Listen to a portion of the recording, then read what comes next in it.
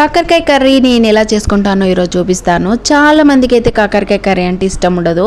నేను కూడా అసలు పెళ్ళికి ముందు అస్సలు తినేదాన్ని కాదు. ఇంకా పెళ్ళైన తర్వాత ఆ పప్పులన్నీ ఉడకవు కదా, ఇంకా ఇప్పుడైతే అన్నీ తింటున్నాను అనుకోండి. ఇంకా నేను ఎలా చేసుకుంటానో ఈరోజు అయితే చూపిస్తాను. ఫస్ట్ అయితే ఆనియన్స్, పచ్చిమిర్చి మంచిగా వేయించిన తర్వాత ఇంకా అందులో అయితే కాకరకాయ ముక్కల్ని వేసుకోవాలి. కాకరకాయ ముక్కల్ని అయితే ఫస్ట్ పీల్ చేసుకొని మంచిగా ఉప్పు నీళ్ళలో మంచిగా వాష్ చేసుకోండి. అప్పుడైతే చేదు అనేది కొంచెం తగ్గిపోతుంది. ఇంకా అవి కొంచెం ఫ్రై అయిన తర్వాత దాంట్లో అయితే మనం ఫస్ట్ నువ్వుల పొడిని అయితే గ్రైండ్ చేసి పెట్టుకోవాలి. దాన్ని అయితే వేయండి. కొంచెం ఎక్కువ క్వాంటిటీయే వేసుకోండి, టేస్ట్ చాలా బాగుంటుంది. ఇలా కొంచెం సేపు ఫ్రై అయిన తర్వాత అందులో అయితే చింతపండు రసాన్ని పోసి కాసేపు అయితే మరిగించాలి. ఇంకా మనకైతే ఆయిల్ సపరేట్ అయ్యే టైంలో ఇంకా దాంట్లో అయితే కొత్తిమీర వేసి దింపేసుకోండి. టేస్ట్ అయితే చాలా బాగుంటుంది. అందులో అయితే చిన్న బెల్లం ముక్క కూడా వేసుకోండి, టేస్ట్ ఇంకా బాగుంటుంది.